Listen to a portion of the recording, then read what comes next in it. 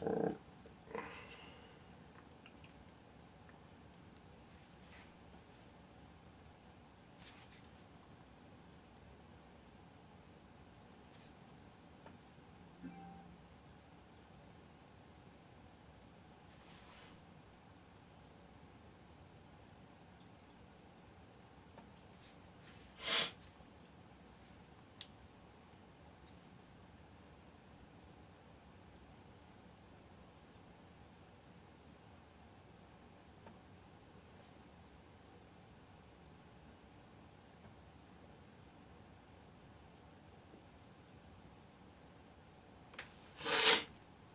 name is Tanara, and I was diagnosed with schizophrenia. Connected to iPhone.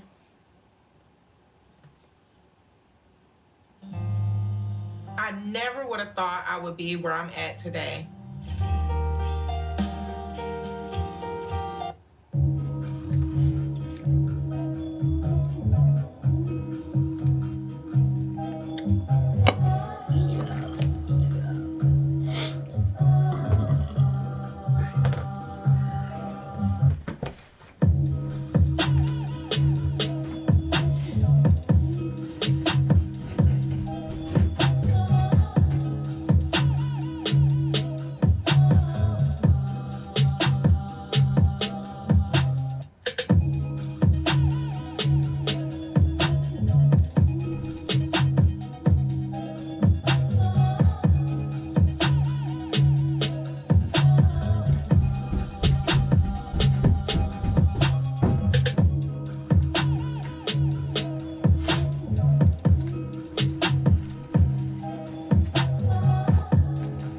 Kind of smooth. Hey, hey, hey, hey, hey, hey, hey, hey, hey. I kind of like that. I can fucks with that.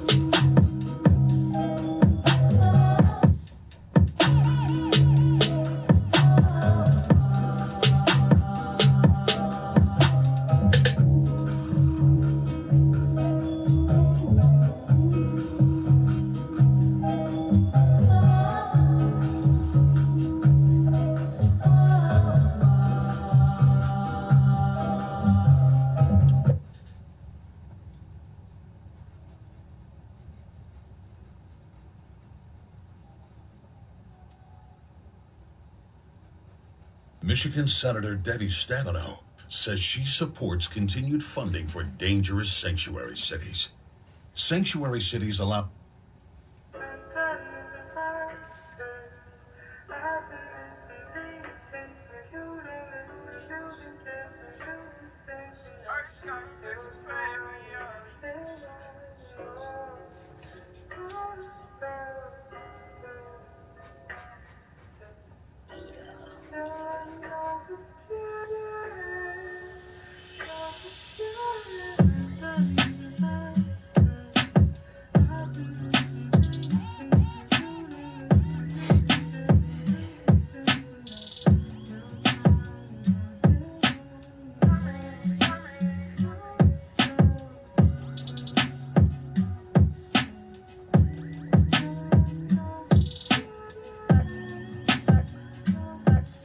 Purchase your tracks today.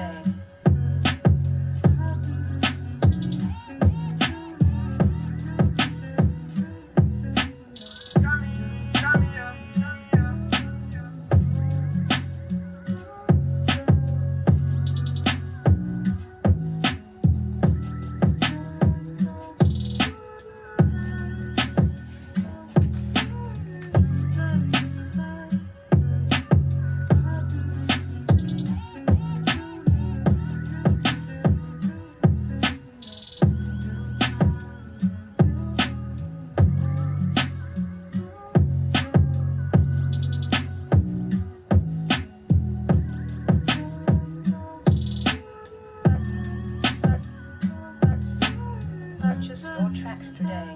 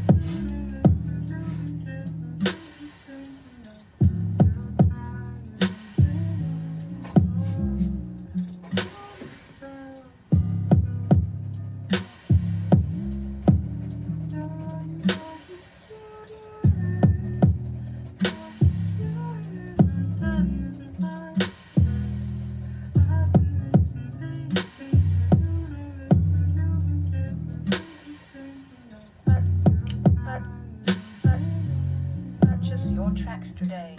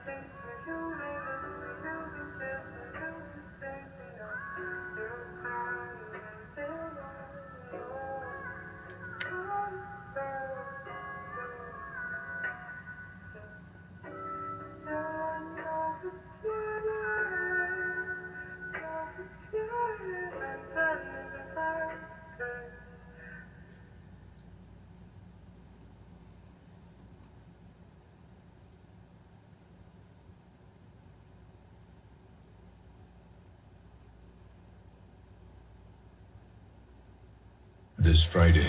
Tell me the names of the bombers who killed my child. The legend Give me the names. will be unleashed. Give me the names. Names! The Foreigner, rated R.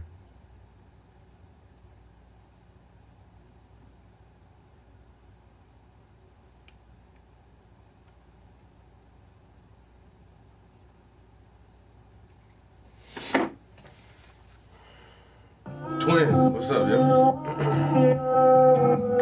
Turn the music right back on after I take this picture real quick. So I'm gonna take a picture and send it to my client to make sure she likes it so she can send me my money.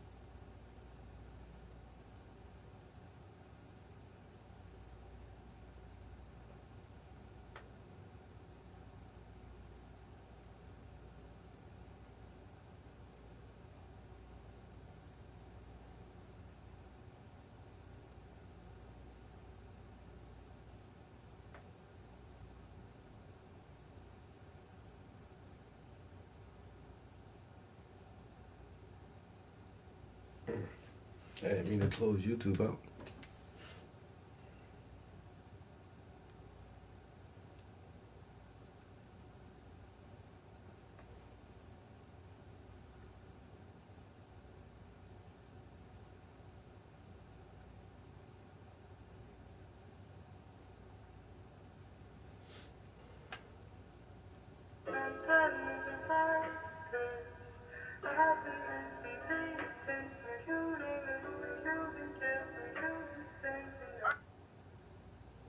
Bacon makes everything better.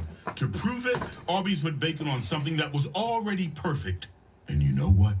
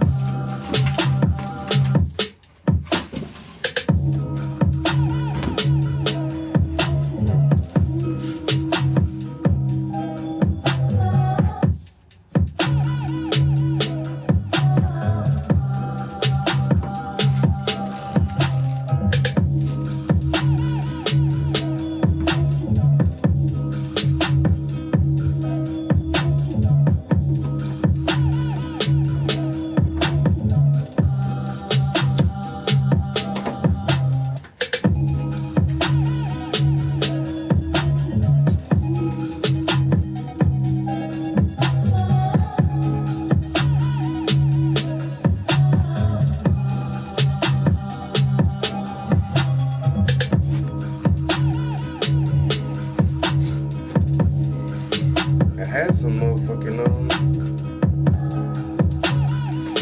like some little plastic sleeves to put them in. I do not know where I put my fucking sleeves at.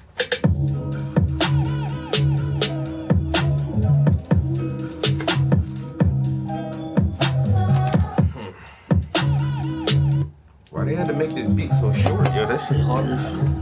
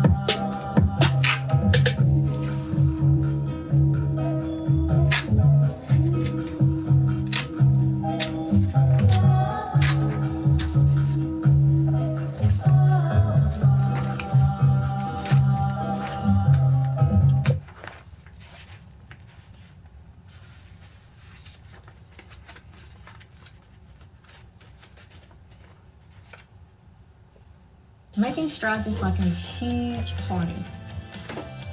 1 in 8 of us will be diagnosed. You don't just get involved because you're diagnosed. You get involved because you don't know when your time or your loved one's time will come.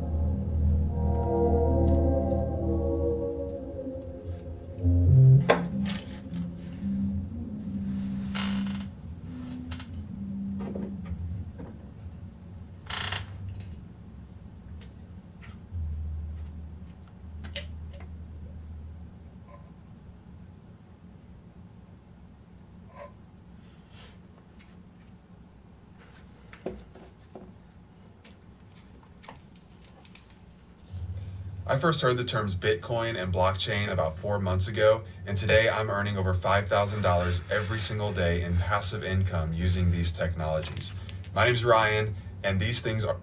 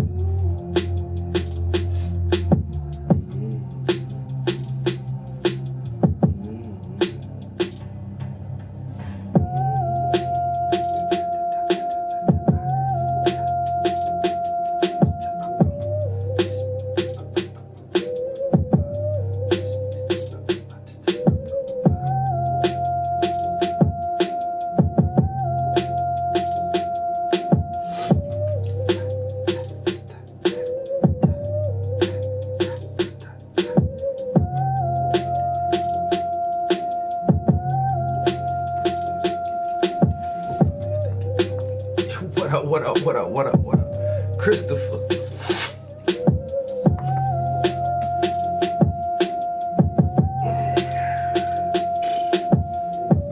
I already knew my man Shama was gonna come through. I already knew that shit.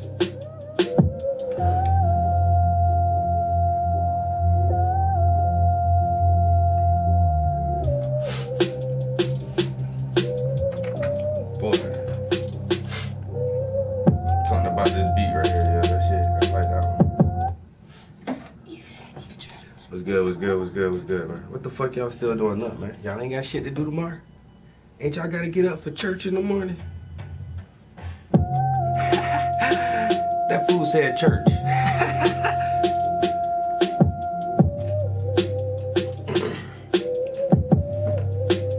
Taylor about the fucking flex.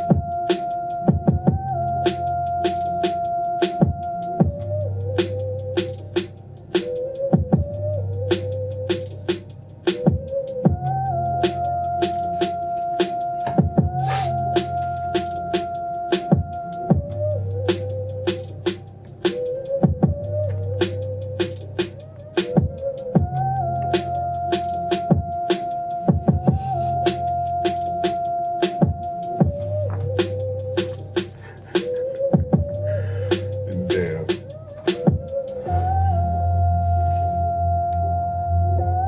That's all it is?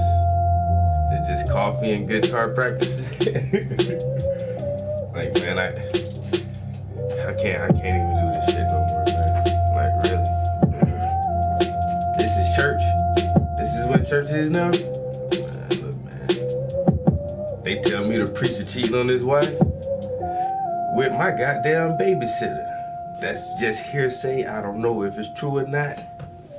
You know what I'm saying? But he did drop her off one time.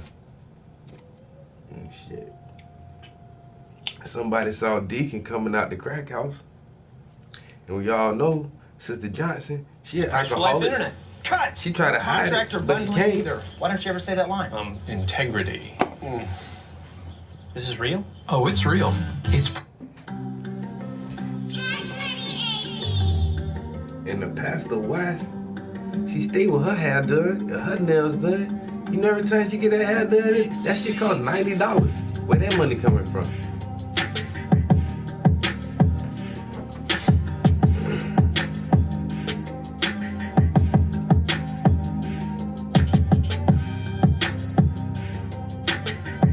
Oh, okay. That's what your okay, that's your church. I feel you.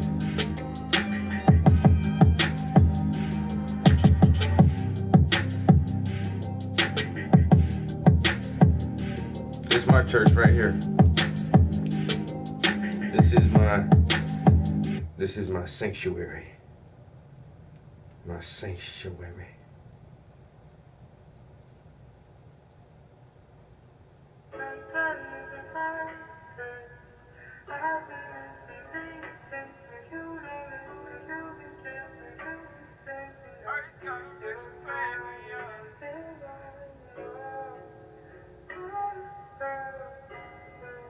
This shit right here sounds sweet. don't know if I'm too high or not high enough.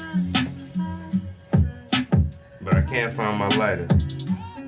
Oh, there it is.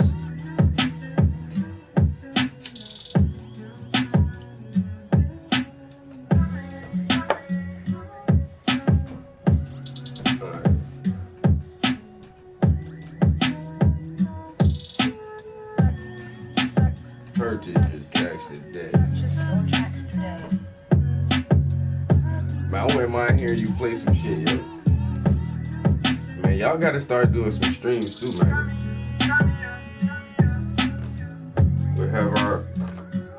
We'll make our own network, our own TV network. You know what I'm saying? Just our shows, and we be the only ones to watch our shows. So we ain't gotta watch other people do dumb shit. Yo, when I be bored of shit, I be happy as fuck when Blunt Move will be on. I don't be having shit else to watch either. I be like, I be trying to find some video games and shit to watch. Man, I was watching people play that Battlefront 2 beta. It looked cool, man. I download the shit. Man, I got in there, yo. Man, I jumped in like 2 or 3 different servers, yo. That shit was so fucking laggy. Like, so fucking laggy. And then I did get in another server that wasn't too bad, but then I don't know, like the shooting mechanics was crazy. I guess it's just something to get used to, but the aiming system, and then like the button you normally press to fucking duck. That shit make you stride to the left or right depending on which direction you're moving. What? So you don't really duck, but you can duck. You can duck behind cover on there.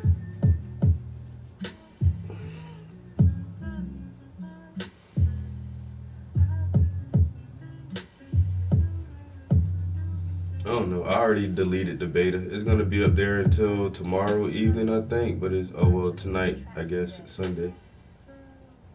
But I was like, man, I don't think I'm gonna play this again. It shouldn't even be taking up space on my fucking system.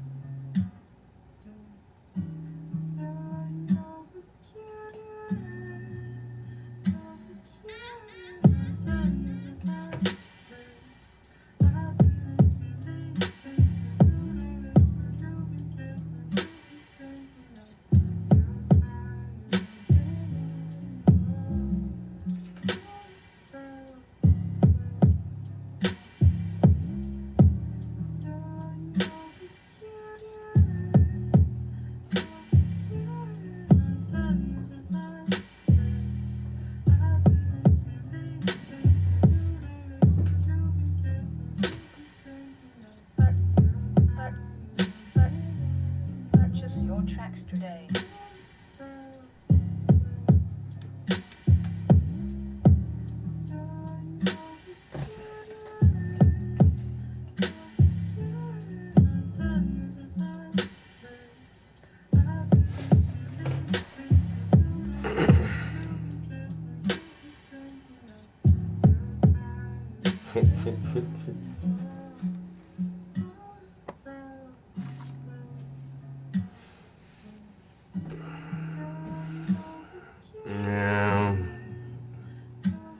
Motherfucking Star Wars geeks.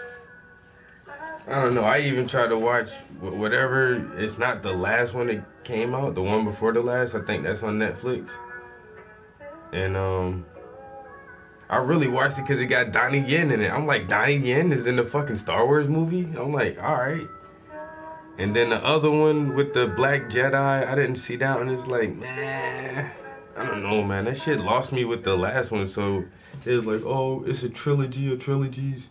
And see, what they did was they put the middle part first, and then the first part second, and then the last part at the end. I'm like, that don't make no sense, though. Team first! Our ultimate dream is to be the first brother and sister duo in space. I never really been a big Star Wars fan. I was on fucking Star Trek for a while. Star Trek: The Next Generation. Captain Jean-Luc Picard. That was my shit, yeah. And Dark Lord. Trust me, bro. I do not look like Snoop. Let me pull up a picture of Snoop Dogg, yo.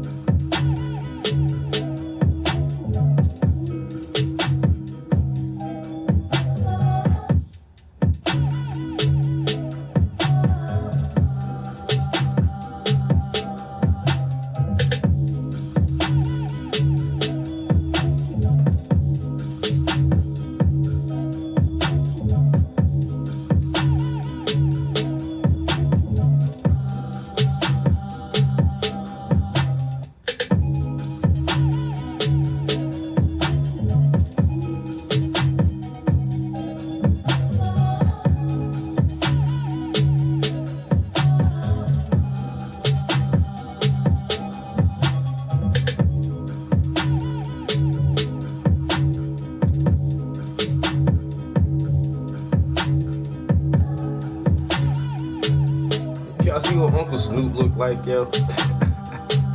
Me and Snoop don't look like that. I swear, yo.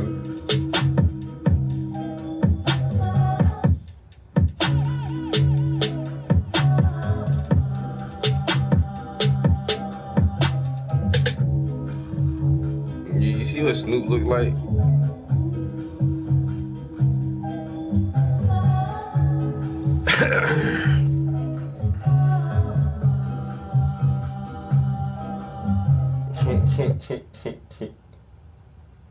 Finally, I found chicken tenders that can pass as mine, which is nice because I've got better things to do. In a galaxy far, far away. Introducing McDonald's Buttermilk Crispy Tenders. Juicy and made with 100% white meat.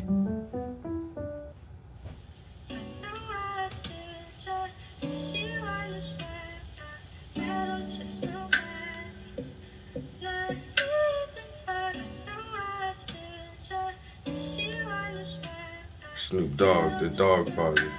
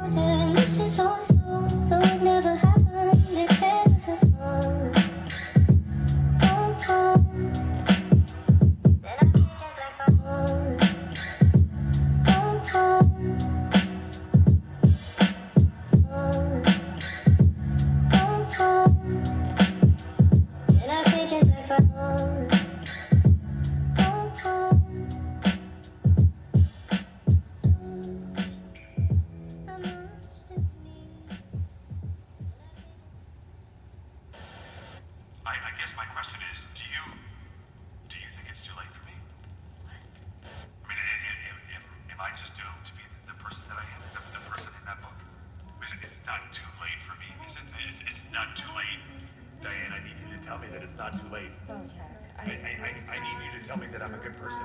I know that I can be selfish and narcissistic and self-destructive, but underneath all that, deep down, I'm a good person, and I need you to tell me that I'm good. Diane? Tell me, please, Diane, tell me that I'm good.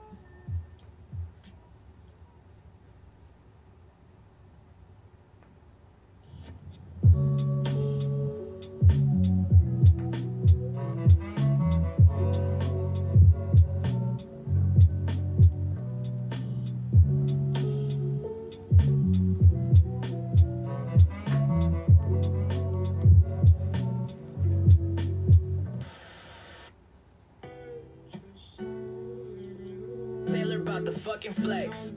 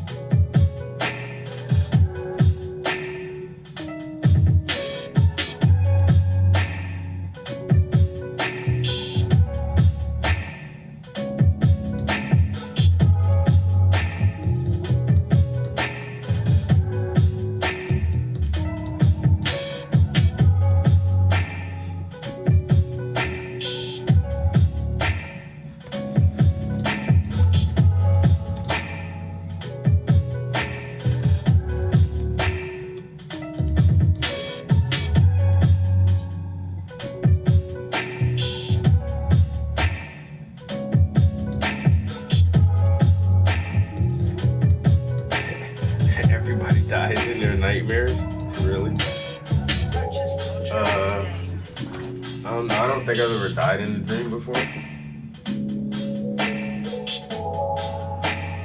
I just dream about conquering the world, yo.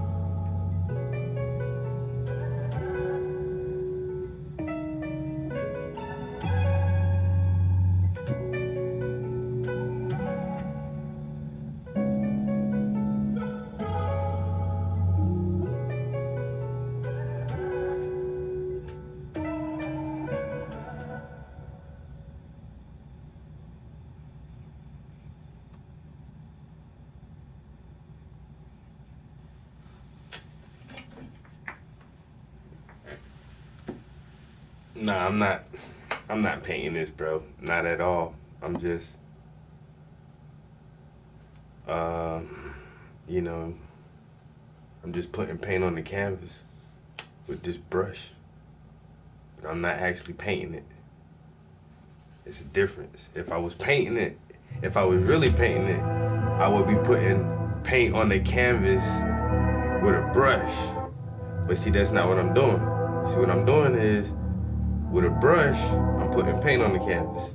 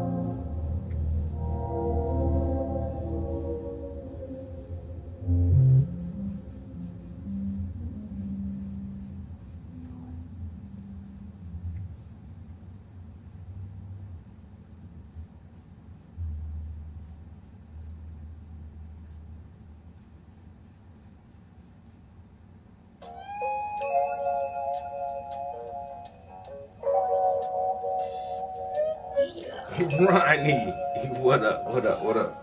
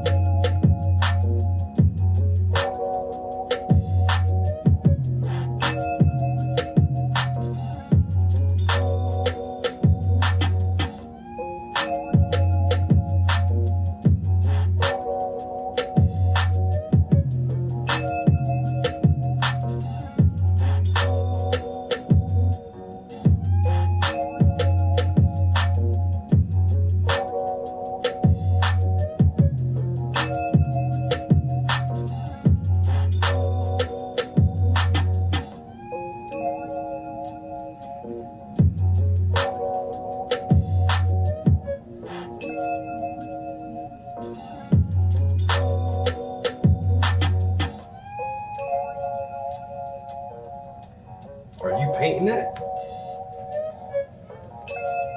Are you? Is you painting that right now? Nah, I'm not painting this. I'm not painting this at all.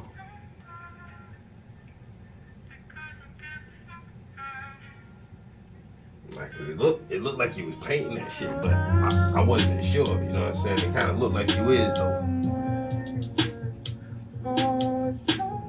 It do look like you painting it. I just wanted to know. Taylor about the fucking flex.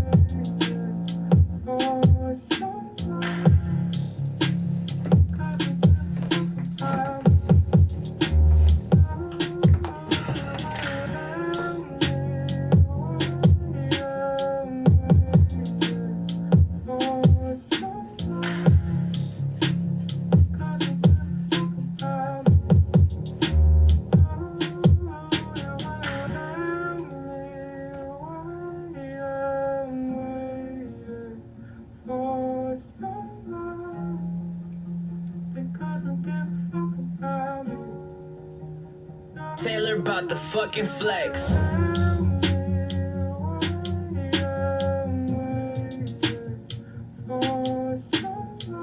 Y'all wanna know what mix this is? I'm not gonna tell you.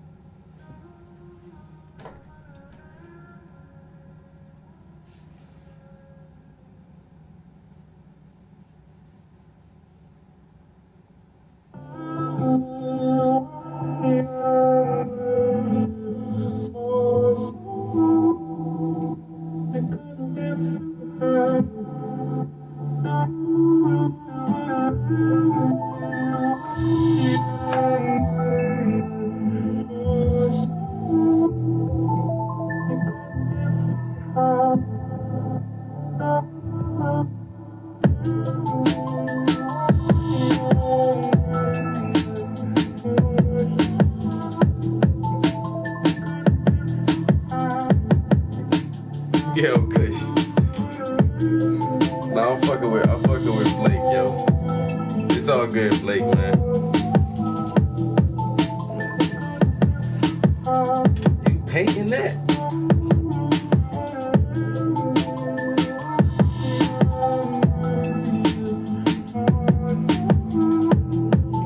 I mean, it's a valid question. It's a valid question.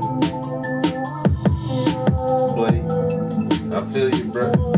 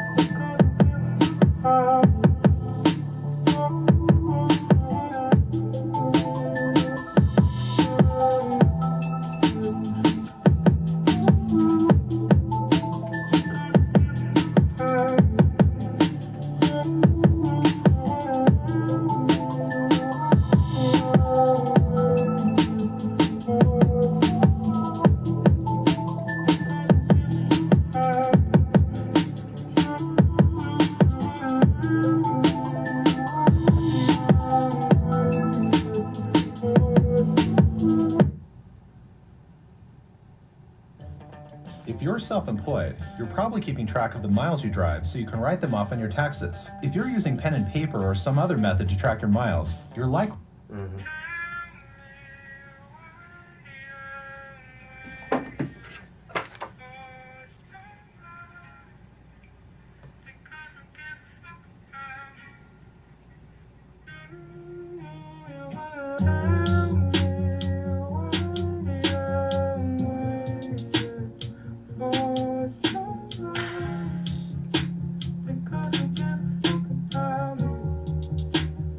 Taylor about the fucking flex.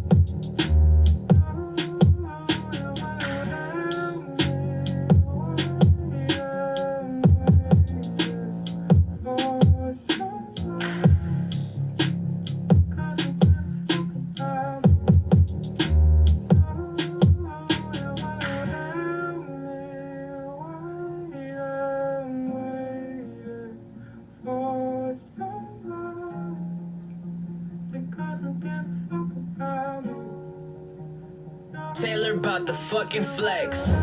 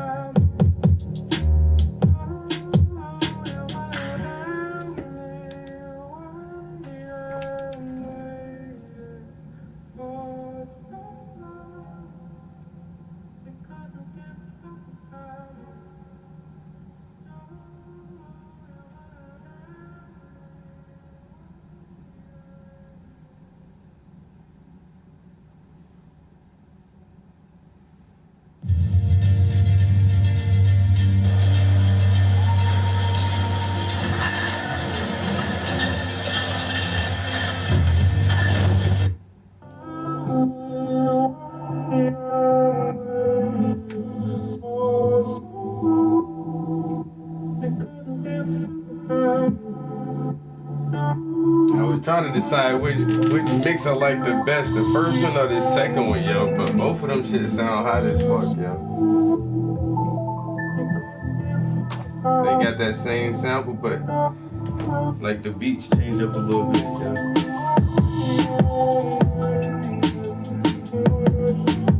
I like that first one. I like both of them shits, yo.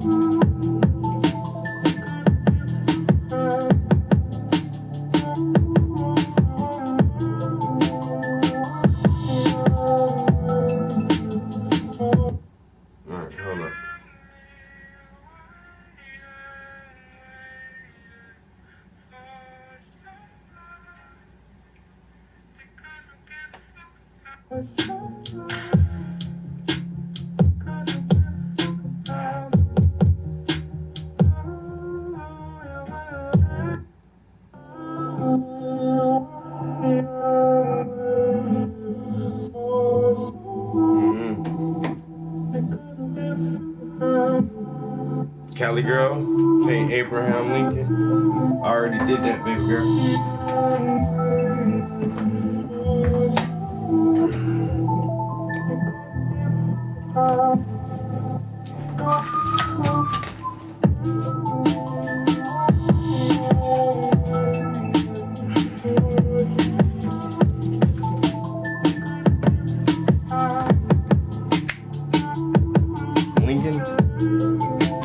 That's the same person you talking about, right? That's the same Abraham Lincoln you talk about?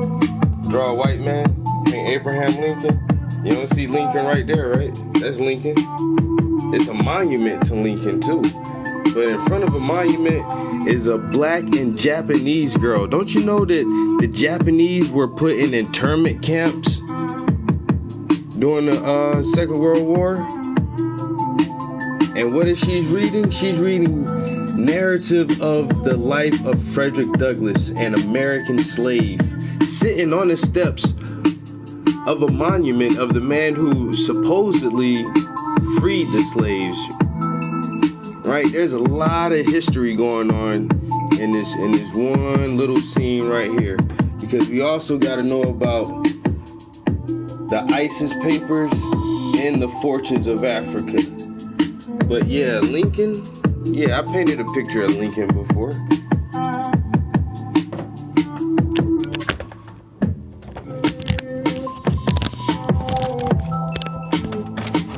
No, you ain't got to be sorry. You just being white with your white privilege. That's all that is. You know what I'm saying?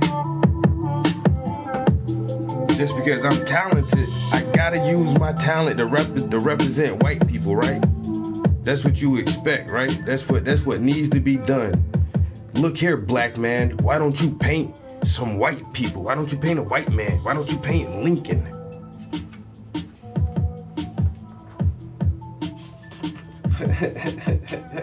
Motherfuckers get offended when they see all this beautiful black art, yo. All these beautiful black people, all these beautiful black faces, and then they wonder, where the white people at? I don't need to paint white people. I know too many beautiful black people. I don't need to paint white people.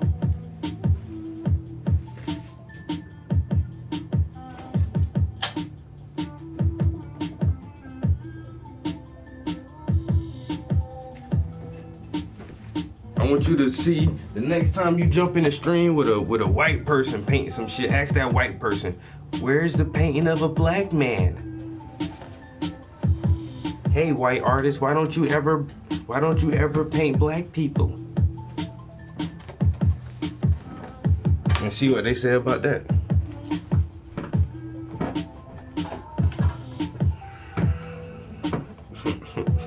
Why don't you paint a white man? A motherfucker just trip me out with that shit all the fucking time, yo. It never fucking fails. That shit never fails. The only thing that means is I'm doing something completely right, yo. Whatever I'm doing, that shit is fucking working, and people can recognize exactly what I'm doing without me saying what I'm doing. Like, damn, this motherfucker don't make no white people, bro. He must be proud of himself.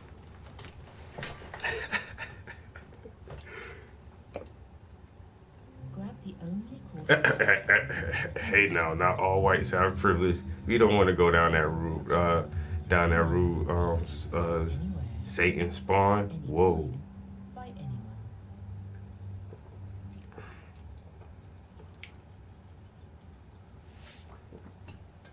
What you don't say implies a lot too. So I didn't say that. Yeah, but what you don't say still has implications. And if you're able to call yourself Caucasian, white, person of European descent, you do have privileges. I don't care if you live in a trailer park and you ain't got no dental program and you only got fucking 2 teeth left in your damn mouth and you on welfare just like everybody else. If you white, you still got a privilege because it's a psychological thing. It's a psychological thing. That's why when a black man does have a talent and he is smart and he is able to articulate himself where people understand his thoughts and emotions, then he's considered to be acting white. I'm not white, but I can act white. Or if a white kid listens to gangster rap and sags his pants and he wants to get a gold grill and braid his hair, then he's acting black. It's a mentality. And white people don't have to act white, they're just white. And they got that psychological positive on their side that no matter whatever my condition is, at least I'm not black. You know, because I'm part of a greater collective of the ruling race. That is so true.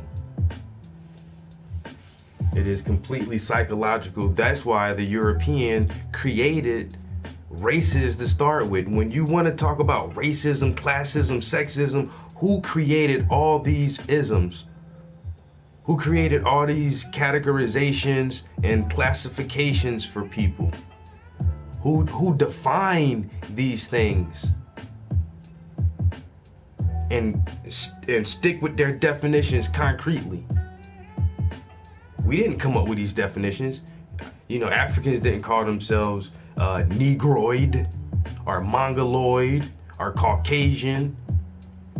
We didn't come up with any of this classification. And now that everyone understands how this system of control has been laid out, implemented, and structured and continues to maintain its superiority, people are like, this is fucked up because the people who set up this structure are only 10% of the world's population. China is 3/5. Look, man, 3 out of every 5 people on this planet is fucking Chinese. The next largest population is Indian, West Indian, not the Native Americans, because they're almost fucking extinct from a genocide. And then after that is Africans. Or it may be Africans and then Indians, but Indians have a large population.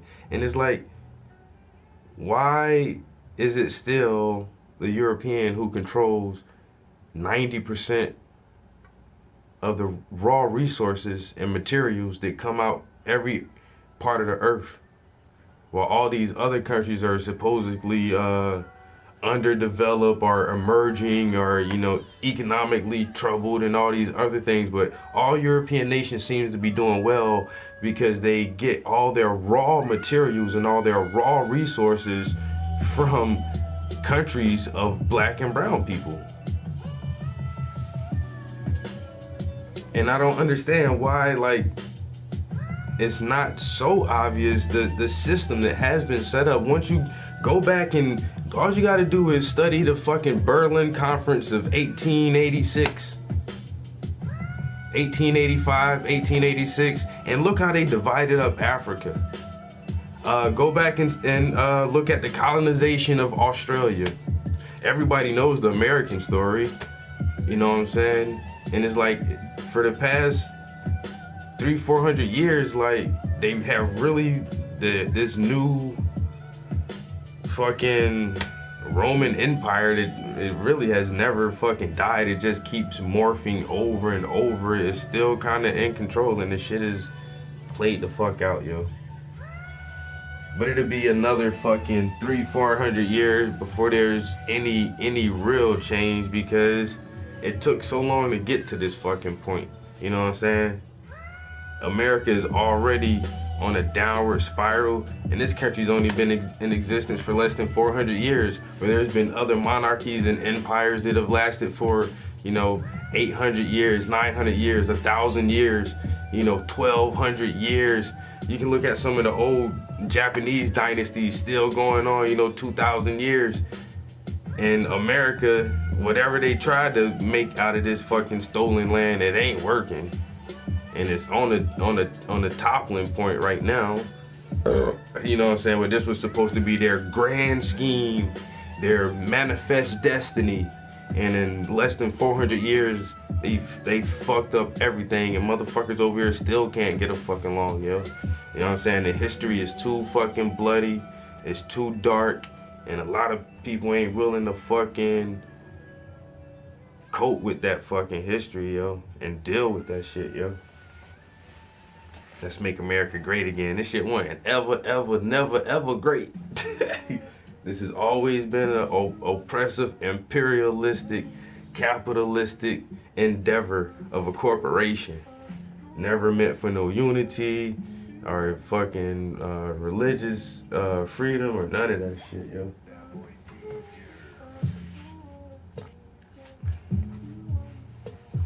Where's my Joan at? Oh, that shit is downstairs? Shit.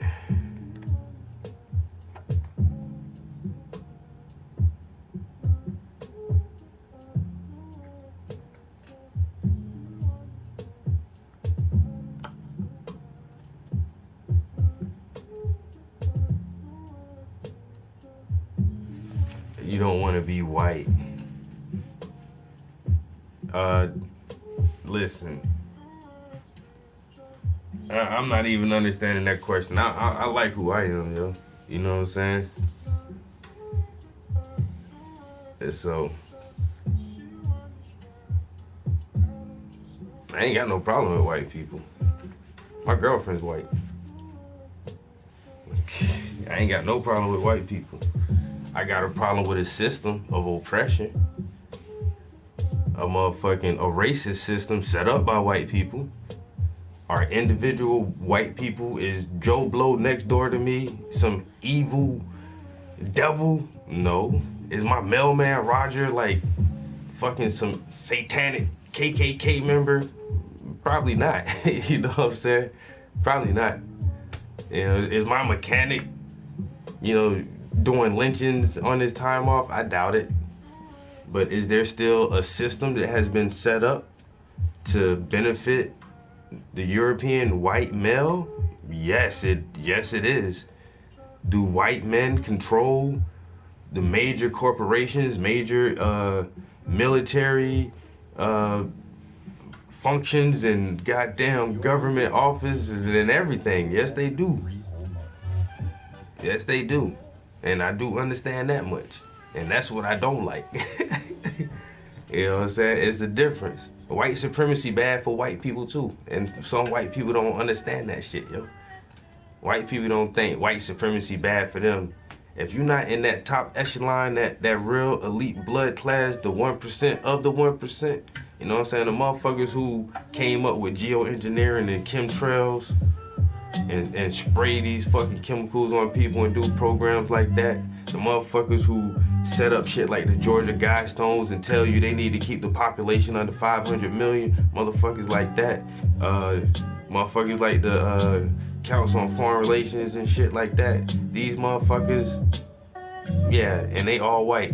And they the elitist groups. And they make major moves and dictate all the information that y'all get through y'all motherfucking major media outlets and newspapers and magazines, so they can give out a uniform brainwashing of the status quo to keep the population all on the same page with whatever agenda they want going on at the current time. That's why every generation gets a different type of programming. You know what I'm saying? They keep their little plan going and keep everybody subdued so nobody don't try to figure out what the fuck is really happening, yo.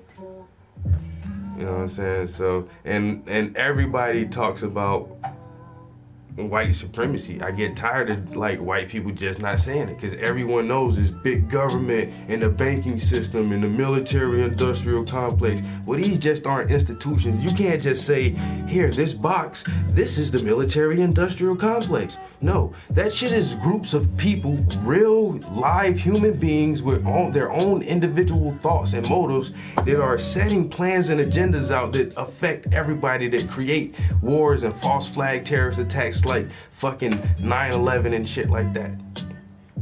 It's the banks, it's the big banks. A bank is not just some little box. A bank is a board of real human people who make decisions. When you look at the Federal Reserve and who runs that shit, it's real live people. And they say, oh, well, look, man, this housing market bubble's getting real big, man. We're gonna have to increase some rates and shit, you know what I'm saying? You know what I'm saying? And cut up the interest rates and everything and see what happened to these motherfuckers now. You know what I'm saying? These real people making those decisions. So let's call it what it is. And who are these people? When you think about really high level board meetings, what kind of people do you envision in that room? Close your eyes. Fox News boardroom. Looks like a bunch of white guys in suits and ties. That's all I see every time. You know what I'm saying? At the very, very top, it's not a lot of minorities. So it is still white supremacy. And if you can't understand that, if you don't want to call it a cat, or a duck, then fuck it. I don't know what you can keep calling a zebra a horse or whatever you want to do it, but I'm gonna call it what it is. And that doesn't mean the for show show. It's always an honor when for show come in my show. You know what I'm saying? Cause he the man. He's the man's man.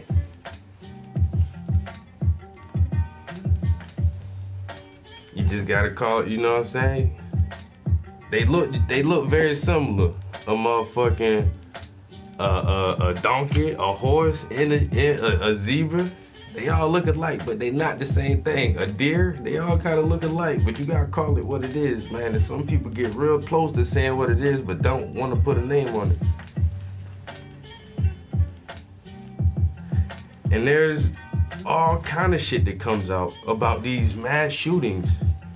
You know what I'm saying? And who organizes these shits, and why can't we ever really pinpoint what the fuck is going on? And so then we blame it on gun control. And it's not really gun control, yo. You know what I'm saying? This is scare tactics. Most of the time it be some false flag scare tactic shit, yo. You know? Cause I'm hearing shit saying there were multiple shooters at the concert. There were shootings at different hotels. But who knows what the fuck is real anymore? Cause you can't, I mean, media the news make it so hard to believe them anymore. You know what I'm saying? It makes them so makes it hard to believe that shit. And the people who do believe everything that they hear on the news, because it's the news, it's Fox News or it's CNN, it's C-SPAN, it's BBC, it's Al Jazeera. I heard it on the news. Like, all right, dude, whatever, yo. But nowadays, like, everybody's a fucking journalist. As long as you can catch some shit on your phone,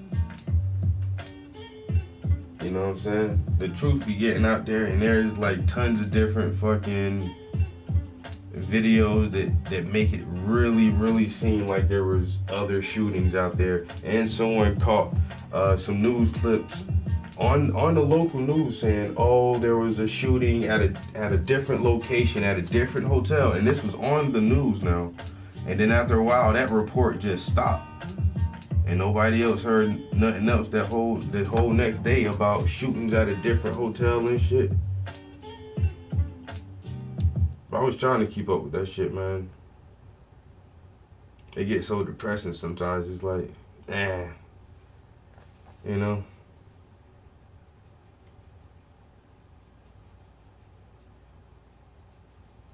And then it's all that shit. Like even with that shooting shit, somebody posted on Twitter, oh, the next day such and such football player still thought it was okay to sit down during the national anthem after such a tragedy like Las Vegas.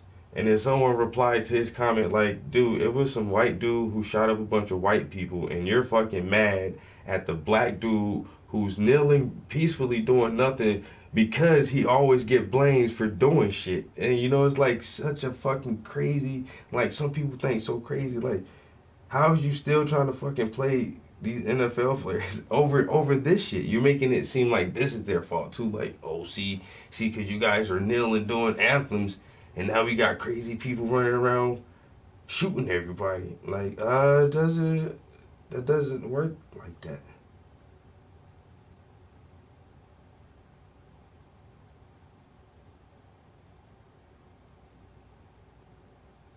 Oh my God, what about the president throwing paper towels at the fucking Puerto Ricans like he was shooting basketball? Oh my God, that was so funny. That was classic, yo. All the units were coming from Paradise and Harmon going southbound towards that direction with some fire trucks. And also, I figured, okay, let's go on a plane crash, and I brought up the police app and listened to Las Vegas Metro, and apparently it was an active shooter situation with reported 3 shooters with automatic weapons, both in the concert and some shooting victims inside the hotel on the 29th, 32nd, and 35th floors.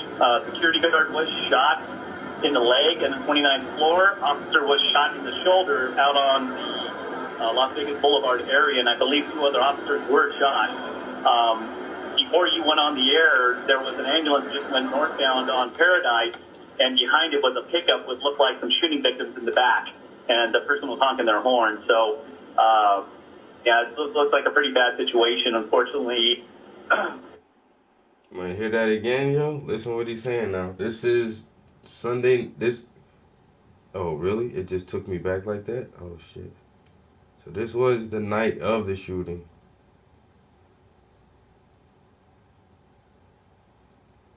It's on my Facebook page, yo. All the units were coming from Paradise and Harmon going southbound towards that direction with some fire trucks. And also,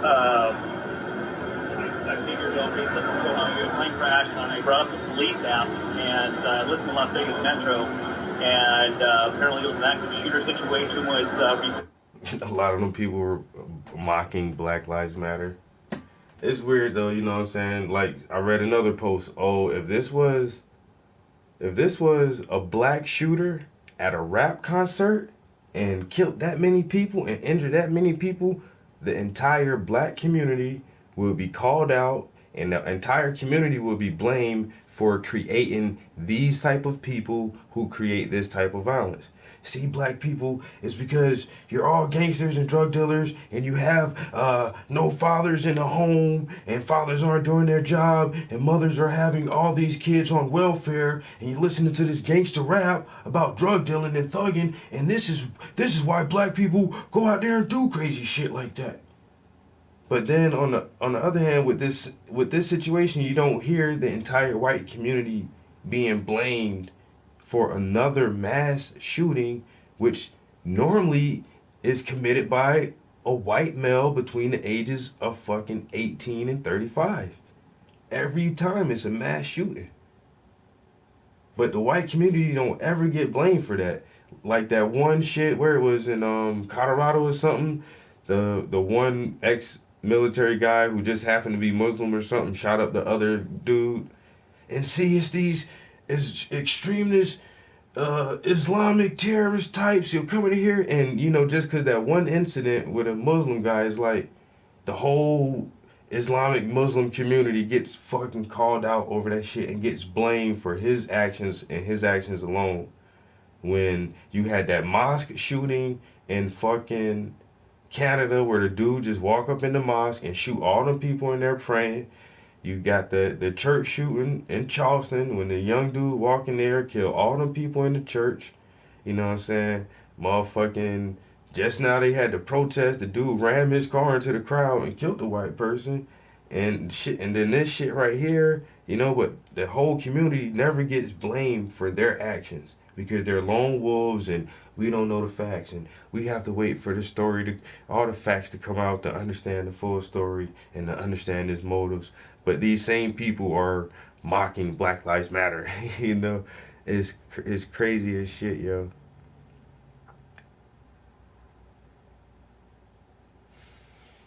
And I don't believe in marching, period. It's dumb. Do Black Lives Matter? Absolutely. Is marching in the streets and holding picket signs going to get you somewhere? No, it's not. You know what I'm saying? Even Dr. King realized that shit after a while. Like, all this integration and shit and all this voting rights, that shit don't mean shit at all. It don't amount to a fucking hill of beans. And after a while, he realized that shit. So he was going to change his whole tactics and switch some shit around and come at him a different kind of way.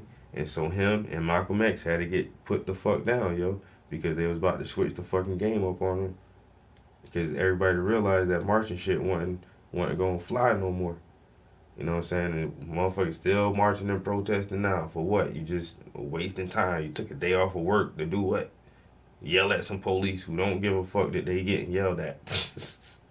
And white people do march because that woman's march protest against Trump and all that shit was nationwide, city to city, and that shit was mostly white women who feel like their rights, their civil rights are being trampled.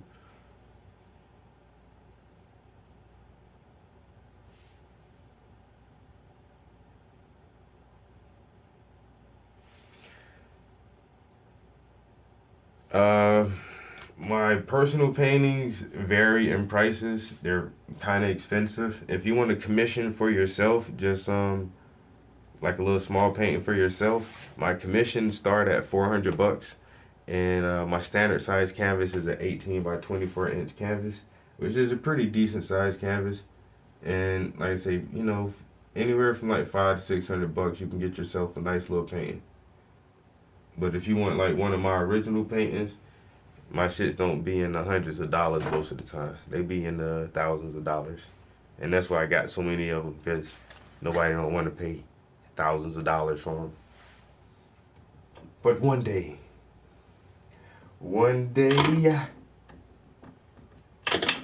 they will.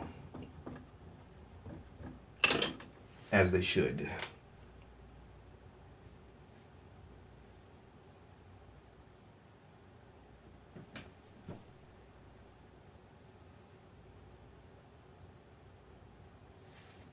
What's my goal in life as an American male? The same goal as everybody else. You know what I'm saying? The pursuit of what is life, liberty, and the pursuit of happiness. That's all I want, dog. Just like you, right? That's what it say, right? Life, liberty, and the pursuit of happiness. And I want to die as that 13th Amendment. You know what I'm saying? I'll break this cycle. Break this cycle of darkness, man. This, you know how the English went through the Dark Ages. You know what I'm saying? A lot of my people still living through a dark age, so I'm down to break that shit.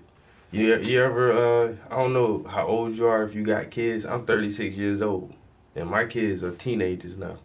You know what I'm saying? And so, for a long time, I always kept thinking like, damn, I wish I knew that shit when I was younger.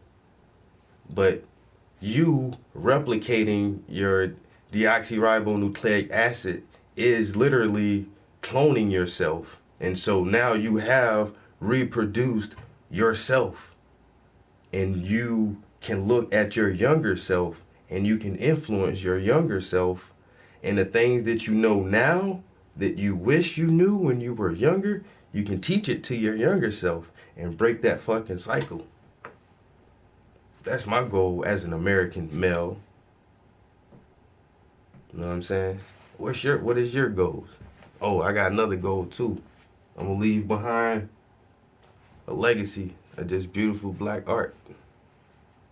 Cause I be in here all the time, painting my ass off. And not to sell it. You know why? Cause I got a passion for it. Cause if nobody don't buy my shit, it don't matter. Cause it will influence somebody, some way down the line. Cause I'm not in here trying to paint Drake and fucking Biggie Smalls and Tupac. Not hating on the artists that do. You know? But I'm trying to leave some other shit. Leave some real beautiful images when I can no longer speak for myself. What you trying to do? Oh, man. I got a bunch of agendas, man. As an American male.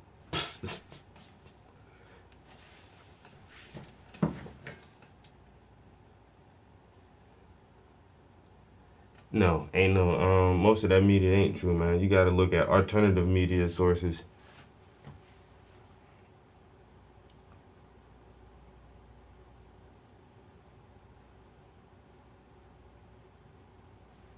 I understand that.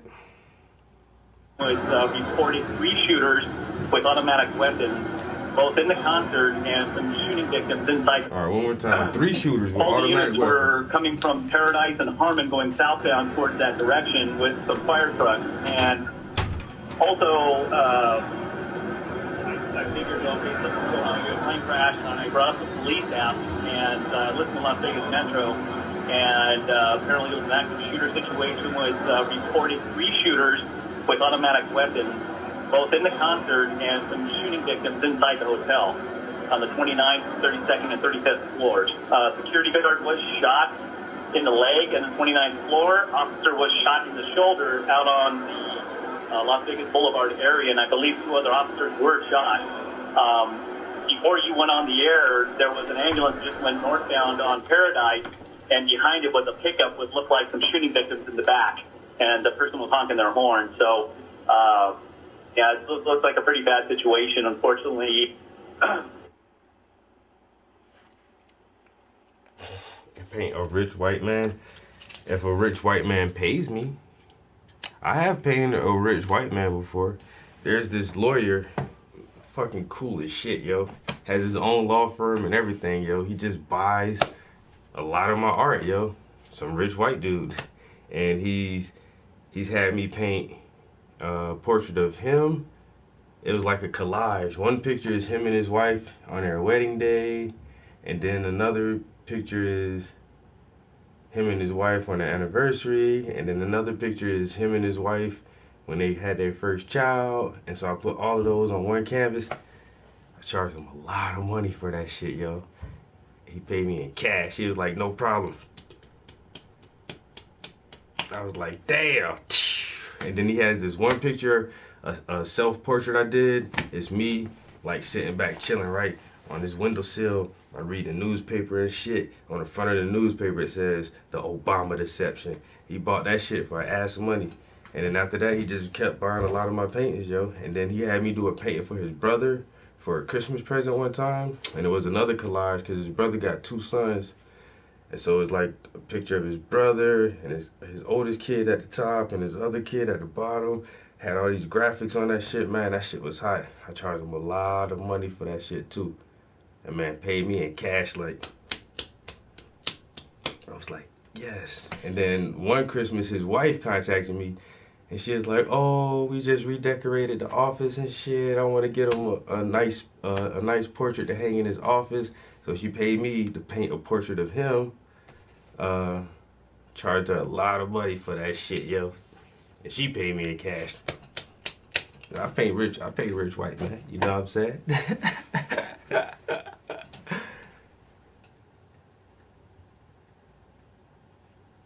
Pet portraits, yeah, I be seeing people get paintings of their dogs and cats. Man, I just like black people, man. You know what I'm saying? I just drew that. That's a little commission right there. I'm gonna be sending that off to South Carolina on Monday. Nice little drawing. Beautiful black lady. You know what I'm saying? I like drawing black people, man. Smoking them blunts. Oh, that's gonna be a hot ass painting. Oh, I ain't do that shit. I thought I was done for real, yo. I got that little corner right there to fill in. Shit. But this is just the underpainting. It's pretty good that you guys have caught this painting from this portion, because this is just the very first layer of paint. So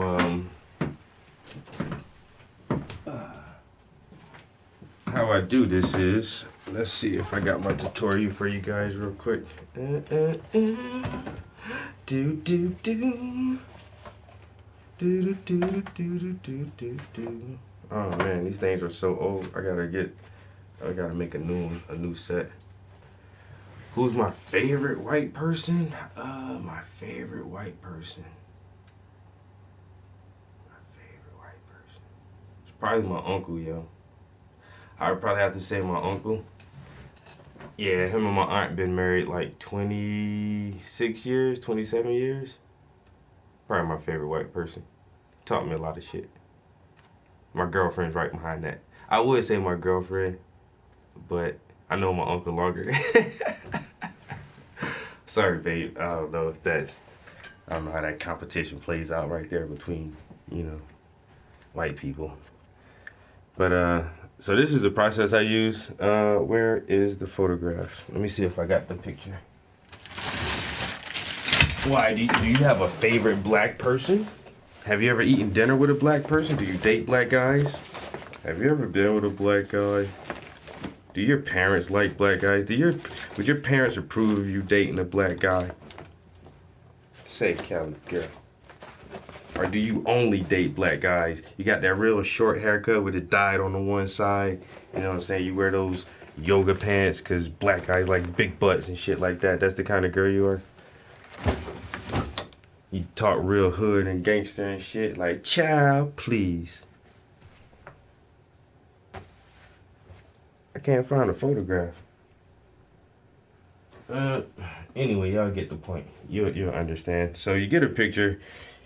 You draw your picture up on your canvas, but it's not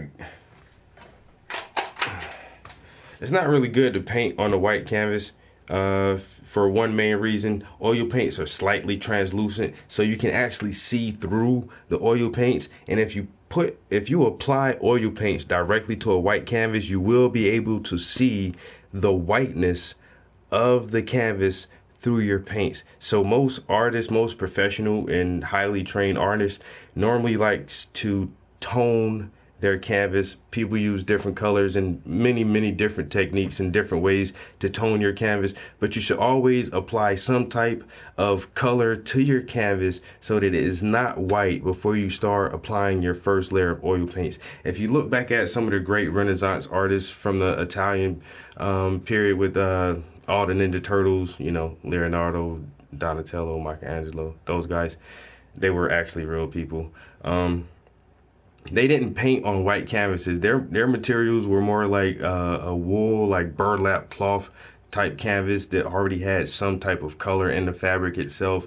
When you look at the Mona Lisa, one of the greatest or most well-known paintings of all time, is painted on a piece of wood, you know, because the wood had color to it. So don't paint on a white canvas. It's going to take you longer to get crisper colors, and so that's one of the main reasons you want to apply a tone so that your initial layer of paint actually has something for the pigments to reflect off of. And so what you do is you want to outline your drawing. So you get your picture, draw your picture on the canvas, outline your drawing so that you solidify it to the canvas, so when you start to tone it, you're not going to smudge your pencil drawing away. And so once you outline your drawing and make sure that is secure, then you want to put like a nice wash or tone of whatever color. I like to use burnt sienna. I don't know why.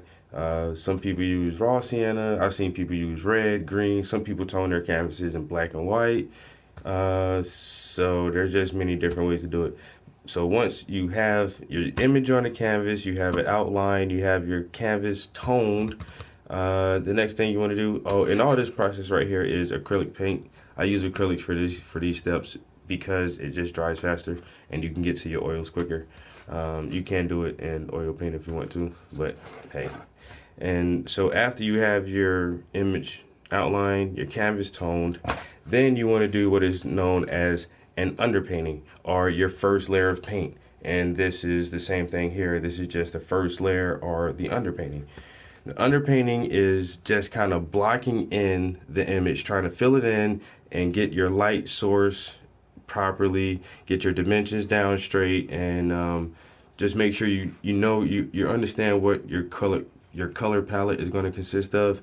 But your initial layer of paint should be mostly your dark tones for every section and every color value.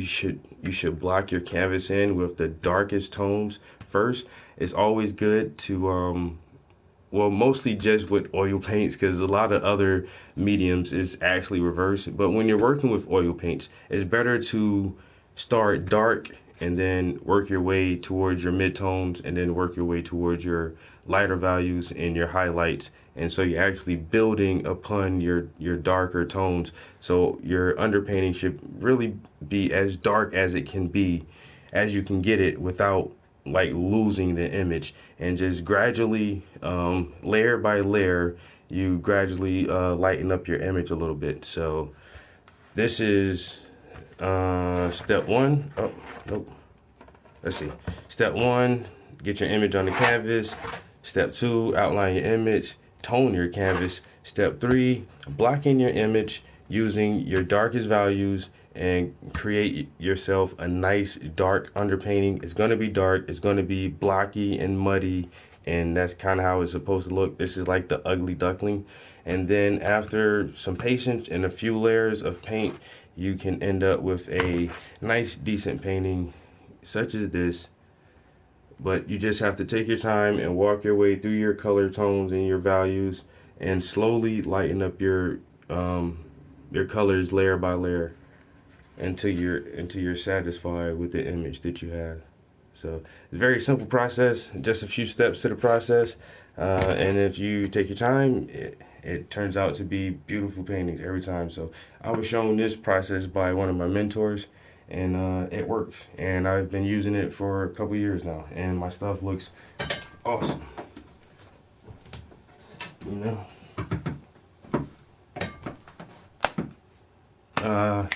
Do I have a business online and stuff? Yeah, I guess I have a website, which I don't really use. I just normally use social media now, Facebook, Instagram, Twitter, and like DeviantArt, Tumblr, shit like that. There's easy shit like Square Cash and Apple Pay and fucking PayPal. So you can go to any of my social media sites, browse through some of my posts, and have inquiries about if a piece is still available, or if you want to submit a photograph for a personal commission piece, then I'm always open to that as well. I recently just started doing drawings because I paint so much. I don't have to do like really detailed drawings. It's just like quick sketches on the canvas because you're just gonna paint over it.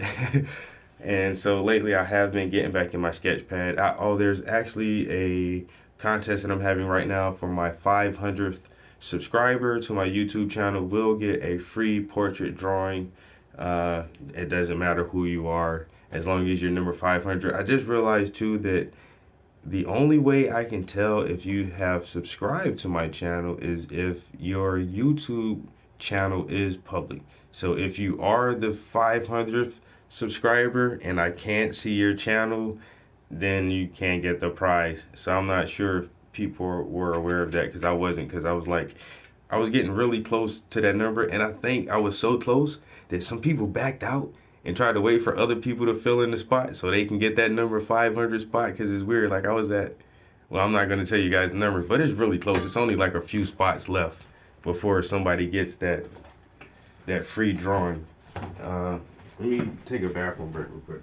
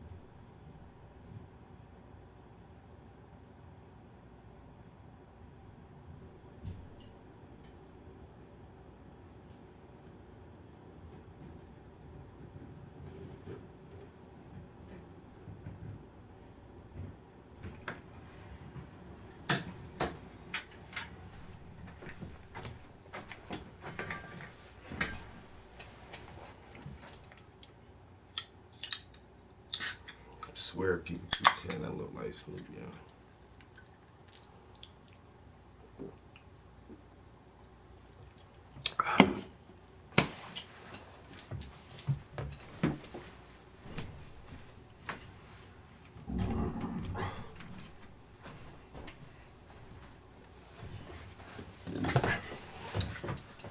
Oh, shit.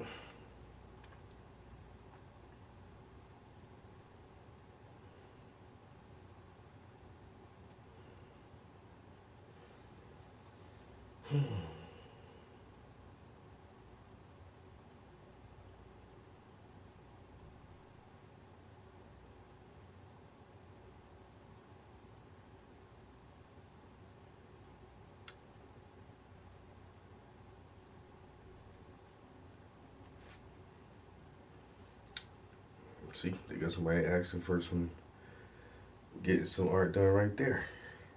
But they don't really want no art done.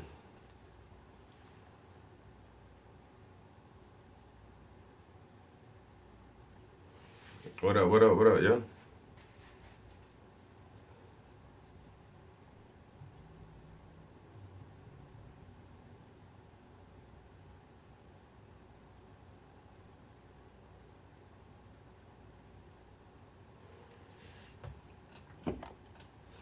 Still there doing the same shit, yo.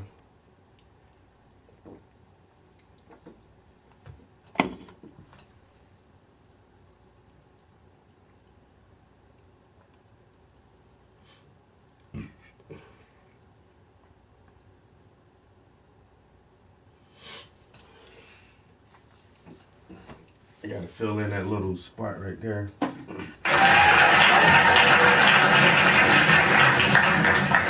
After my girlfriend is asleep. 6 million years before them, the evolutionary ascent of our species from the last common ancestor with the chimpanzee, something extraordinary happened to us less than 100,000 years ago, which, by the way, is long after we'd become anatomically modern. It was a kind of emergence into consciousness less than 100,000 years ago, really less than 40,000 years ago, when we became fully symbolic graffiti. creatures. I used to tag a little bit, but never got really good at it. Has been defined as the single most important step forward in the evolution of human behavior, is intimately associated with the emergence of the great and transcendent rock and cave art all around the world. And over the last 30 years, researchers led by Professor David Lewis Williams at the University of Witwatersrand in South Africa and many others have suggested an intriguing and radical possibility, which is that this emergence into consciousness was triggered by our ancestors' encounters with visionary plants and the beginning of shamanism. If you analyze the cave art, there's not time to go into the details here, but there are so many details that make it clear that this was an art of altered states of consciousness, of visions. And that plants like the Amanita muscaria mushroom or psilocybin mushrooms appear to have been directly connected with this sudden and radical change. So to investigate this possibility, when I got interested in this mystery, I went down to the Amazon, where there are still surviving shamanistic cultures today, and where they drink the powerful visionary brew ayahuasca, of which the active ingredient is dimethyltryptamine, DMT, which is actually closely related at the molecular level to psilocybin. Now, normally, DMT cannot be activated orally. When we encounter it in the West, it's generally smoked. There's an enzyme in our stomachs called monoamine oxidase, which switches off DMT on contact. But in the Amazon, they've got round this problem, and they say it was the spirits that taught them how to do it. The DMT in the ayahuasca brew is contained in these leaves from a plant that they call chacruna in the Amazon. And there they mix it together with this vine. And out of the 150,000 different species of plants and trees in the Amazon, this is the one that contains a monoamine oxidase inhibitor, which switches off that enzyme in our stomachs and allows the DMT in the leaves, when the two are married together and cooked in water, to be absorbed orally and takes us on a 4-hour journey into extraordinary realms. Now, it's no joke to drink ayahuasca. The ayahuasca brew it has a foul taste, really, really hideous, and a dreadful, dreadful smell. And after you've drunk your cup, you'll find within 45 minutes or so that you're sweating, that you're feeling nauseous. Pretty soon you may well be vomiting, you may well have diarrhea. So, nobody's doing this for recreation. And I'd like to add that I don't think any of the psychedelics should be used for recreation. They have much more serious and important mission with humanity. So we're not doing this for fun. But what draws people to ayahuasca again and again to brace themselves for this experience, and you do have to brace yourself, is its extraordinary effects at the level of consciousness. And one of those effects has to do with creativity, and we can see the creative cosmogenic impulse of ayahuasca in the paintings of ayahuasca shamans from Peru, like the paintings of Pablo Amaringo here, those richly saturated colors, the amazing visions that they reproduce. And this creative impulse has also spread to Western artists. Many Western artists now have been deeply influenced by ayahuasca and are also painting their visions. And as these paintings show, another universal experience of ayahuasca is the encounter with seemingly intelligent entities which communicate with us telepathically. Now, I'm making no claim one way or another as to the reality status of these entities we encounter, simply that phenomenologically, in the ayahuasca experience, they are encountered by people all over the world. And most frequently of all, the spirit of ayahuasca herself, Mother Ayahuasca, who is a healer.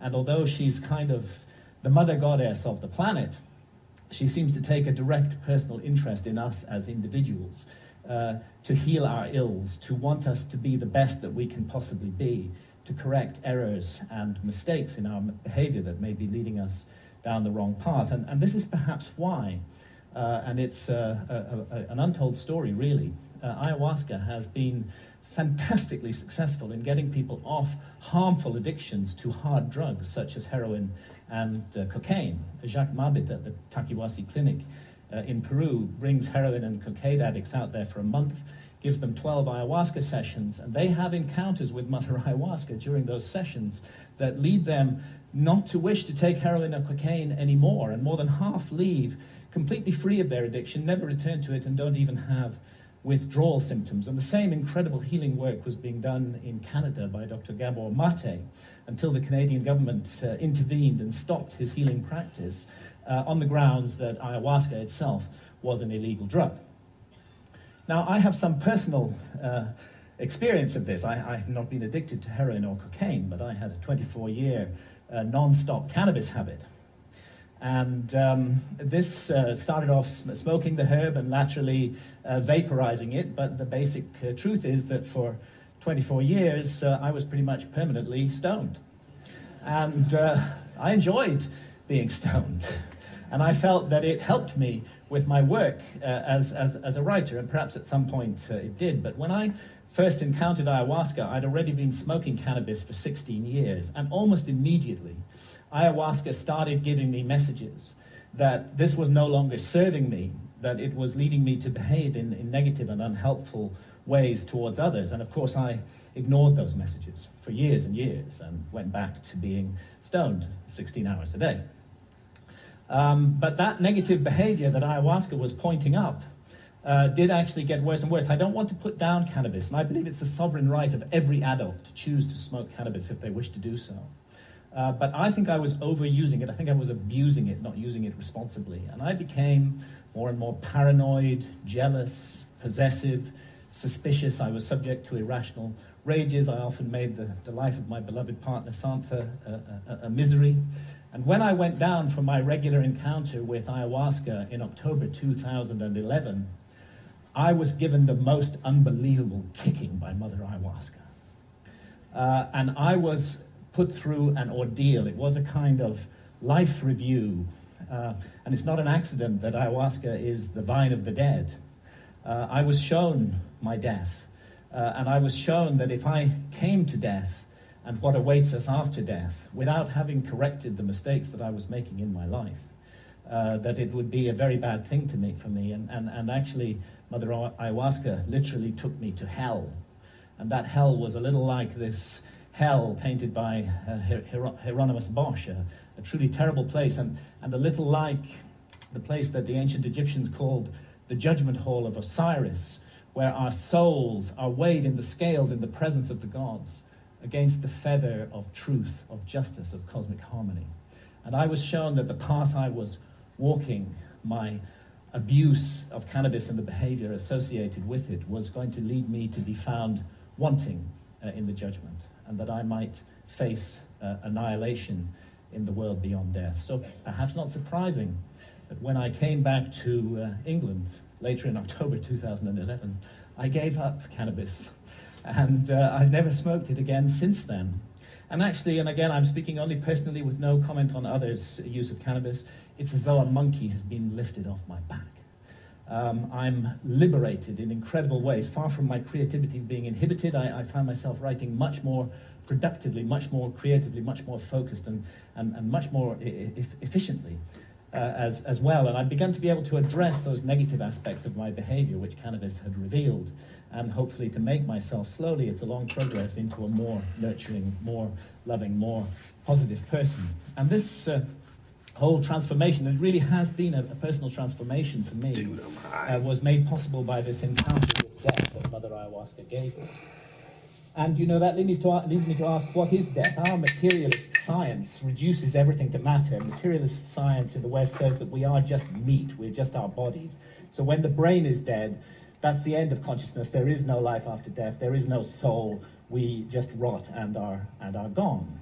But actually, many honest scientists should admit that consciousness is the greatest mystery of science, and that we don't know exactly how it works. The brain's involved in it in some way, but we're not sure how. Could be that the brain generates consciousness the way a generator makes electricity. If you hold to that paradigm, then of course you can't believe in life after death. When the generator's broken, consciousness is gone. But it's equally possible that the relationship, and nothing in neuroscience rules it out, that the relationship is more like the relationship of the TV signal to the TV set. And in that case, when the TV set is broken, of course the TV signal continues. And this is the paradigm of all spiritual traditions, that we are immortal souls, temporarily incarnated in these physical forms to learn and to know and to develop.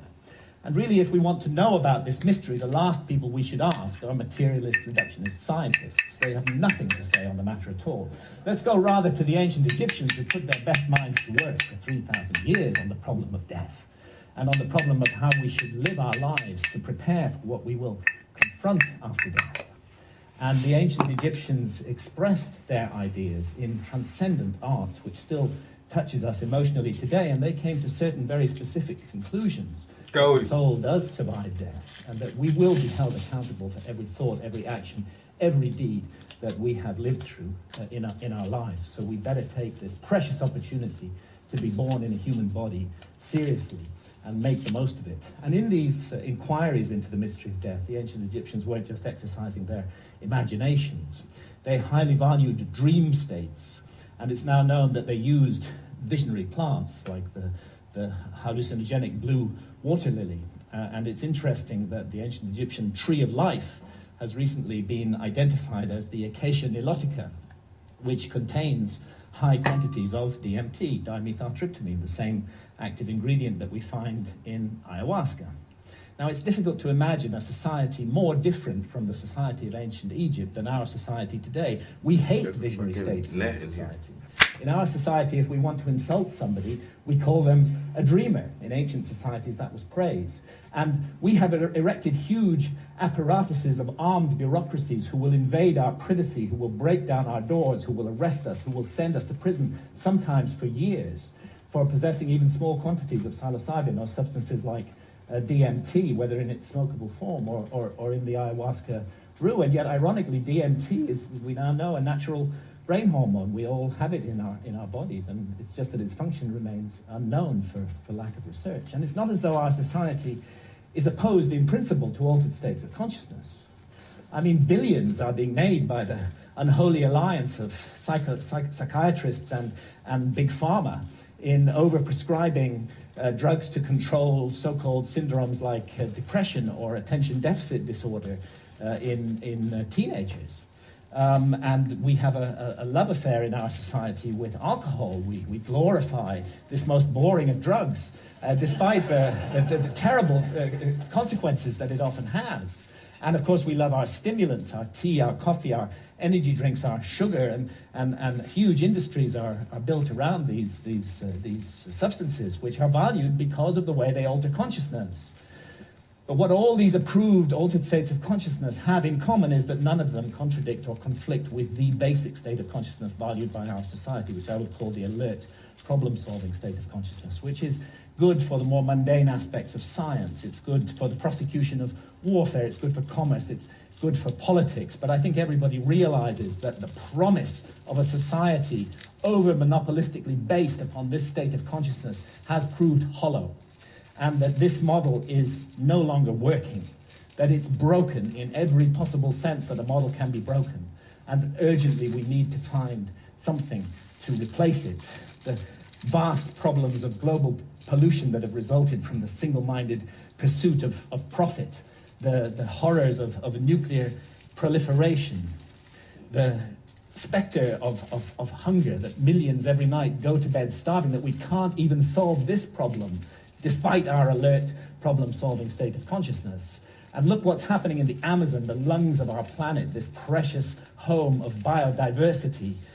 The old-growth rainforest being cut down and replaced with soybean farms so we can feed cattle, so that we can all eat hamburgers. Only a truly insane global state of consciousness could allow such an abomination to occur. And I did a back-of-an-envelope calculation during the Iraq War. It seems to me that 6 months' expenditure on the Iraq War would have solved the problem of the Amazon forever, would be sufficient to compensate the peoples of the Amazon so that no single tree ever needed to be cut down again to garden and look after that amazing resource. But we can't make that decision as a global community. We can spend countless billions on warfare, on hatred, on fear, on suspicion, on division, but we can't get together the collective effort to save the lungs of our planet. And this is perhaps why shamans from the Amazon are now mounting a kind of reverse missionary activity. When I've asked shamans about the sickness of the West, they say it's quite simple. You guys have severed your connection with spirit. Unless you reconnect with spirit and do so soon, you're going to bring the whole house of cards down around your heads and ours. And rightly or wrongly, they believe that ayahuasca is the remedy for that sickness. And many now are being called to the Amazon to drink ayahuasca, and ayahuasca shamans are traveling throughout the West, offering the brew, often under the radar, often at personal risk, to bring about consciousness change. And it's true that the message of ayahuasca, the universal message, is about the sacred, magical, enchanted, infinitely precious nature of life on Earth and the interdependence of material and spiritual realms. And it's impossible to work with ayahuasca for long without being deeply and profoundly affected by this message. And let's not forget that ayahuasca is not alone, that it's part of an ancient worldwide system of the targeted, careful, responsible alteration of consciousness. It's recently been shown by scholars that the kykeon used in the Eleusinian mysteries in ancient Greece was almost certainly a psychedelic brew, that the soma of the Vedas may well have been a brew based upon the Amanita muscaria mushroom. We have the DMT in the ancient Egyptian tree of life. We have the whole global cultures of surviving shamanism, and what it's all about is a state of consciousness that's designed to help us find balance, harmony. The ancient Egyptians would have called it Ma'at, with the universe, and to remain mindful that what we're here to undertake on Earth while immersed in matter is fundamentally a spiritual journey aimed at the growth and perfection of the soul, a journey that may go back to the very origins of what made us human in the first place. And I stand here invoking the hard-won right of freedom of speech to call for and demand another right to be recognized, and that is the right of adult sovereignty over consciousness. There's a war on consciousness in our society, and if we as adults are not allowed to make sovereign decisions about what to experience with our own consciousness while doing no harm to others, including the decision to use responsibly ancient and sacred visionary plants, then we cannot claim to be free in any way, and it's useless for our society to go around the world imposing our form of democracy on others while we nourish this rot at the heart of society and we do not allow individual freedom over consciousness, it may even be that we're denying ourselves the next vital step in our own evolution by allowing this state of affairs to continue, and who knows, perhaps our immortal destiny as well. Thank you, ladies and gentlemen.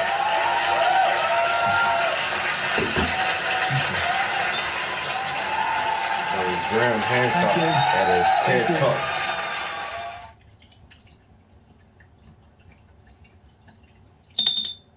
Graham said he been getting high, man.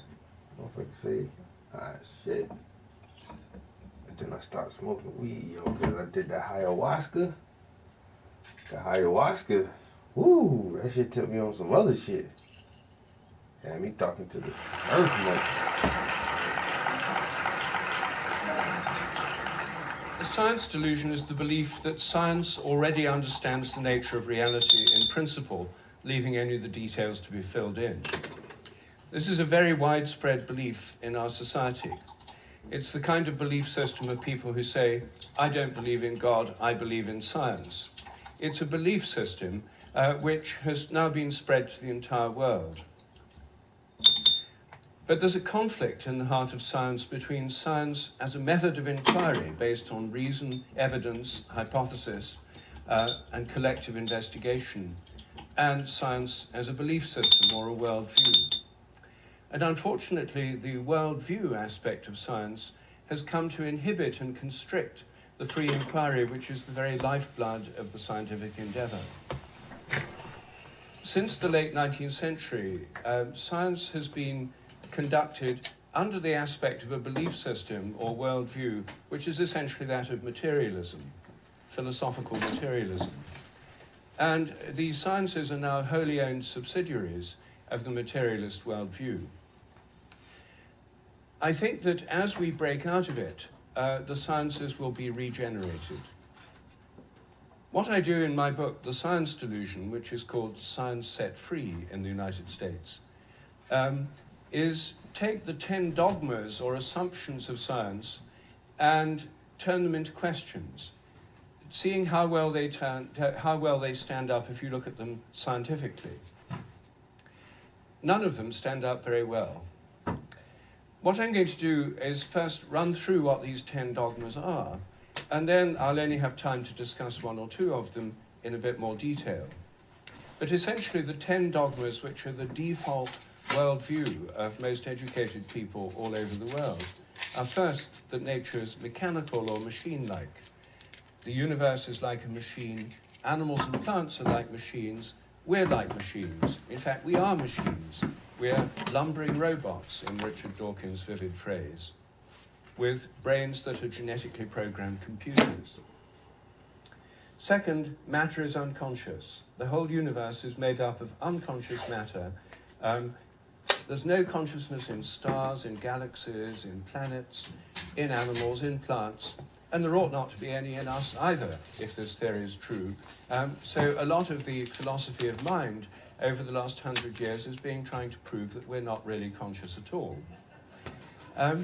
So the matter's unconscious, then the laws of nature are fixed. This is dogma 3. The laws of nature are the same now as they were at the time of the Big Bang, and they'll be the same forever. Not just the laws, but the constants of nature are fixed, which is why they're called constants. Dogma 4, the total amount of matter and energy is always the same. It never changes in total quantity, except at the moment of the Big Bang, when it all sprang into existence from nowhere in a single instant. The 5th dogma is that nature is purposeless. There are no purposes in all nature, and the evolutionary process has no purpose or direction. Dogma 6, biological heredity is material. Everything you inherit is in your genes, or in epigenetic modifications of the genes, or in cytoplasmic inheritance. It's material. Dogma 7, memories are stored inside your brain as material traces. Somehow everything you remember is in your brain in modified nerve endings, phosphorylated proteins. No one knows how it works, but nevertheless, almost everyone in the scientific world believes it must be in the brain. Dogma 8, your mind is inside your head. All your consciousness is the activity of your brain and nothing more. Dogma 9, which follows from Dogma 8, psychic phenomena like telepathy are impossible. Your thoughts and intentions cannot have any effect at a distance because your mind's inside your head. Therefore, all the apparent evidence for telepathy and other psychic phenomena is illusory. People believe these things happen, but it's just because they don't know enough about statistics, or they're deceived by coincidences, or it's wishful thinking. And Dogma 10, mechanistic medicine is the only kind that really works. That's why governments only fund research into mechanistic medicine and ignore complementary and alternative therapies. Those can't possibly really work because they're not mechanistic. They may appear to work because people would have got better anyway, or because of the placebo effect. But the only kind that really works is mechanistic medicine. Well, this is the default worldview, which is held by almost all educated people all over the world. It's the basis of the educational system, the National Health Service, the Medical Research Council, governments, and it's just the default worldview of educated people. But I think every one of these dogmas is very, very questionable, and when you look at it, they fall apart. I'm going to take first the idea that the laws of nature are fixed. This is a hangover from an older worldview before the 1960s, when the Big Bang Theory came in. People thought that the whole universe was eternal, governed by eternal mathematical laws. When the Big Bang came in, then that assumption continued, even though the Big Bang revealed a universe that's radically evolutionary, about 14 billion years old, growing and developing and evolving for 14 billion years, growing and cooling, and more structures and patterns appear within it. But the idea is all the laws of nature were completely fixed at the moment of the Big Bang, like a cosmic Napoleonic code. As my friend Terence McKenna used to say, modern science is based on the principle, give us one free miracle and we'll explain the rest. And the one free miracle is the appearance of all the matter and energy in the universe and all the laws that govern it from nothing in a single instant. Well, in an evolutionary universe, why shouldn't the laws themselves evolve? After all, human laws do, and the idea of laws of nature is based on a metaphor with human laws. It's a very anthropocentric metaphor. Only humans have laws. In fact, only civilized societies have laws. As C.S. Lewis once said, to say that a stone falls to earth because it's obeying a law makes it a man and even a citizen. It's a metaphor that we got so used to, we forget it's a metaphor. In an evolving universe, I think a much better idea is the idea of habits. I think the habits of nature evolve. The regularities of nature are essentially habitual. This was an idea put forward at the beginning of the 20th century by the American philosopher C.S. Peirce. And it's an idea which various other philosophers have entertained, and it's one which I myself have developed into a scientific hypothesis, the hypothesis of morphic resonance, which is the basis of these evolving habits. According to this hypothesis, everything in nature has a kind of collective memory. Resonance occurs on the basis of similarity. As a young giraffe embryo grows in its mother's womb, it tunes in to the morphic resonance of previous giraffes. It draws on that collective memory. It grows like a giraffe, and it behaves like a giraffe because it's drawing on this collective memory. It has to have the right genes to make the right proteins, but genes, in my view, are grossly overrated. They only account for the proteins that the organism can make, not the shape or the form or the behavior. Every species has a kind of collective memory. Even crystals do. This theory predicts that if you make a new kind of crystal for the first time, the very first time you make it, it won't have an existing habit. But once it crystallizes, then the next time you make it, there'll be an influence from the first crystals to the second ones all over the world by morphic resonance. It'll crystallize a bit easier. The third time, there'll be an influence from the first and second crystals. There is, in fact, good evidence that new compounds get easier to crystallize all around the world, just as this theory would predict. It also predicts that if you train animals to learn a new trick, for example, rats learn a new trick in London, then all around the world, rats of the same breed should learn the same trick quicker, just because the rats have learned it here.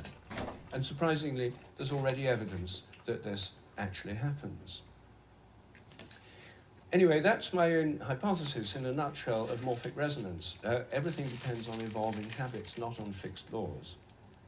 But I want to spend a few moments on the constants of nature too, because these are again assumed to be constant. Things like the gravitational constant, the speed of light, are called the fundamental constants. Are they really constant? Well, when I got interested in this question, I tried to find out. They're given in physics handbooks. Handbooks of physics list the existing fundamental constants, tell you their value. But I wanted to see if they changed, so I got the old volumes of physical handbooks. I went to the Patent Office Library here in London, and they're the only place I could find that kept the old volumes. You know, normally people throw them away when the new volumes come out. They throw away the old early in the morning. When I did this, I found that the speed of light dropped between. I got everything set up though for my next project by about 20 kilometers per second. So next time I come back in here, they're given with errors. I got my clean palette ready to go for some paint. Decimal points of error. I got the canvas taped off all over the world, and I got the photograph taped off. And they were all getting values very similar to each other. With got my brushes cleaned up. And in 1945, it went up. So yeah, when I come in here in the morning. And, or well, it is in the morning. When I come in here in a few hours, I can just go ahead and load up my paint I was very intrigued and get started on this I project. couldn't make sense of it. So I went to see the head of metrology at the National Physical Laboratory in Teddington. Metrology is the science in which people measure. Yo, appreciate everybody hanging out with me for a little while. Him about this. Said, checking out my art and stuff, man. Appreciate all the new subscribers and everything. Make sure you do hit the bell button so you can know when I start a stream. And I'll catch you next time, man. Peace. The most embarrassing episode in the history of our science. So I said, well, could the speed of light